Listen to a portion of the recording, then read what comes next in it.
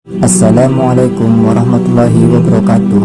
Bantu channel ini agar selalu bisa berkarya dan mengupload video-video terbaru seputar Islam untuk Anda semua dengan cara like, komen, share, dan subscribe.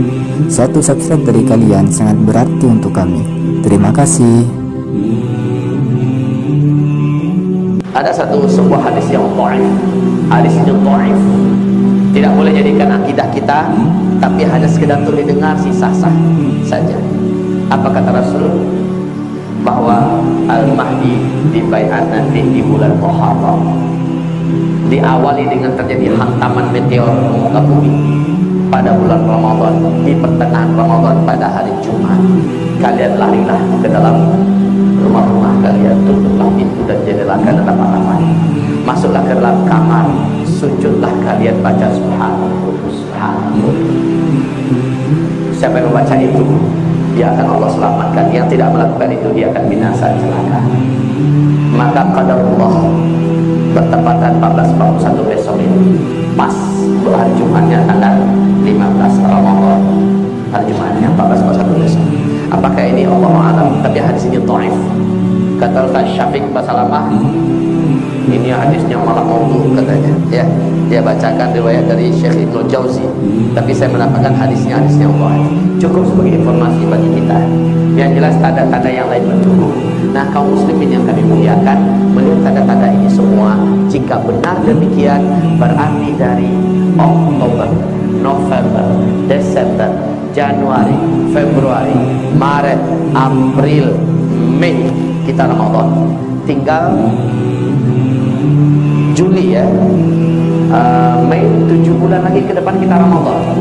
Waktu kita sempit, menjelang waktu sempit ini akan banyak kejadian-kejadian alam yang mengerikan. Lihat saja, kalau ini benar-benar terjadi berarti sah. Jika belum terjadi, kita berlapang dada, kita senang dan bangga, kita sujud syukur, dan kita diberi oleh Allah kelapangan dan kesempatan lagi ke depan. Jika terjadi, jika tidak, bersyukur kita sama-sama. Jika terjadi, harusnya setelah saya sampaikan, bapak-bapak, ibu-ibu melakukan persiapan. Sebab apa? Sebab akan banyak bencana-bencana alam yang mengerikan yang akan terjadi. Baik Indonesia, baik Asia Tenggara, baik Asia Tengah, baik Arab, Afrika, Amerika, Eropa, negara-negara di dunia akan menyaksikan banyaknya kejadian besar yang akan menimpa bumi ini. Ditambah dengan banyaknya pertikaian, pertumpahan darah. Wa kathural haraj, wa kathural haraj, wa kathural haraj. Jadi kuncinya saya kasih tahu, yang pertama, kalau ini belum terjadi maka belum. Yang pertama, meninggal dulu salah seorang di antara manusia yang paling dicintai orang beriman, dan kematiannya marah orang beriman satu bumi. Itu kunci yang pertama. Yang kedua, ada bintang berekor mengelilingi bumi selama 3 sampai 7 hari, di mana seluruh orang beriman seluruh manusia menyaksikan kejadian itu. Jadi bintang berekor ini Pak, nggak pakai alat pun kita bisa melihatnya nanti. Nggak pakai alat, dengan mata telanjang. Bintang berekor ini mengelilingi bumi antara 3 sampai 7 hari. Kalau terjadi pada masa kita sampai Ramadan besok, berarti bersiap-siaplah kalian, kata Rasulullah. Persiapkan makanan yang dapat bertahan selama 1 tahun, dan selamatlah diri kalian dan keluarga kalian. Saat itu saya anjurkan, larilah meninggalkan kota dan pinggir-pinggir pantai. Jauhkanlah diri dari gunung-gunung meletus, dan berikanlah diri kita di tempat-tempat yang tersedia sumber mata airnya banyak, tanahnya subur untuk bercocok tanam, dan kapling-kaplingan tanahnya sudah milik kita. Bangunlah rumah-rumah sederhana untuk tempat bertahan kita dari masa-masa fitnah, masa-masa chaos. Hal itu sudah disaksikan, tapi saya anjurkan sih dari sekarang Pak. Dari sekarang, jangan nanti udah terjadi baru nampak. Saat itu kita siapkan. Saya rasa sulit itu Pak. Saya rasa sulit untuk persiapkan diri. Kalau iya sekarang, sementara belum dipakai, serahkan ke Tahfiz Quran untuk dijadikan sebagai lembaga tahfiz yang bisa dikelola untuk pendidikan Al-Quran di sana. Tapi setelah terjadi, kita semua sudah punya tempat di mana kita lari dari tepi pantai, dari kota-kota besar, dari tempat gunung-gunung meletus. Ini kota besar loh ya. Jabodetabek secara merata adalah kota-kota besar. Saran saya, dari sekarang sudah bikinlah tempat di puncak-puncak bukit yang punya sumber mata air. Bukit itu jauh dari kota, jauh dari gunung berapi, dan punya sumber-sumber kehidupan. Ini yang saya sarankan Pak. Maaf kalau boleh saya beri pilihan, untuk orang Sumatera, larilah ke Sumatera. Kalau Jawa, saya kurang begitu yakin dengan keamanan Jawa. Waqatul haraj, sangat banyak nanti terjadi haraj. 3 kali Nabi mengatakan. Para sahabat bertanya, qalu wa mal haraj? Apa yang kau maksud dengan haraj ya Rasulullah? Nabi menjawab, al-qatlu, al-qatlu, al-qatlu. Akan banyak terjadi pembunuhan, pembantaian, pembunuhan, pembantaian, pembunuhan, pembantaian. Karena kelaparan, karena kesusahan hidup, manusia akan saling berlomba-lomba bertahan hidup dengan cara apa saja, walaupun membunuh tetangganya sendiri. Hadis Sahih Bukhari di kitab Al-Adabul Mufrad. Demi sepotong roti, demi segenggam beras, orang rela membunuh tetangganya sendiri. Itu hanya terjadi kalau tinggal di tengah-tengah komunitas fasik, komunitas yang jahil. Mereka tidak akan peduli, Pak, yang penting bisa bertahan hidup. Nah, untuk saya sarankan kepada Bapak Ibu, mumpung masih ada kesempatan, hitunglah 7 bulan ke depan. Ustaz, kalau nggak terjadi bagaimana? Ya sama-sama bersyukur kita pada Allah. Sama-sama bersyukur. Tempat itu biarkan untuk lembaga tahfiz Quran mengelola para calon-calon hafiz. Kita wakafkan penggunaannya. Tapi kalau sudah betul-betul terjadi, kita sudah tahu kemana tempat kita kumpul bersama-sama. Begitu yang saya maksud. Ya, ada ruginya tidak? Tidak. Saya juga anjurkan betul kepada bapak-bapak ibu-ibu yang bisa mendengar dan yang mau percaya. Siapa yang punya duit sekarang ini, kalau bisa segera jadikan tabungannya berbentuk emas. Jadikan tabungannya berbentuk emas. Simpan. Silent, diam-diam. Cukup suami istri yang tahu. Jangan habis belanja emas, foto pula emas. Sebarkan di grup. Kajian Usma tadi saya sudah mulai beli emas. Disatroni maling, Pak. Diam-diam saja. Ada duit sedikit beli emas, ada duit sedikit beli emas, ada duit sedikit beli emas. Kenapa demikian?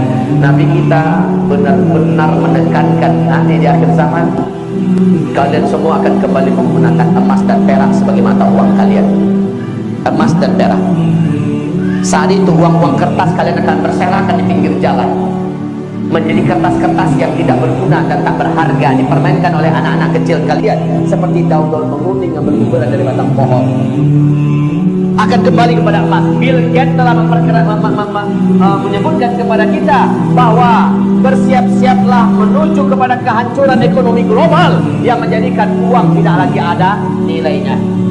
Negara manapun akan merasakan dampak yang sangat mengerikan akibat kehancuran ekonomi global ini. Krisis moneter paling parah sepanjang dunia. Dan negara yang mampu bertahan adalah negara yang punya stok emas. Makanya jangan heran kalau tahun ini warga Tiongkok di Tiongkok sana sudah berlomba-lomba membeli emas. Warga Hong Kong sudah menarik tabung-tabungan mereka di bank-bank yang ada dan mereka membeli emas. Cina hari ini gila-gilaan membeli dan mengumpulkan emas. Amerika, Australia, Jerman, Inggris dan negara besar dunia sekarang sedang membuat stok emas. Mereka yakin masa uang kertas ini akan berakhir.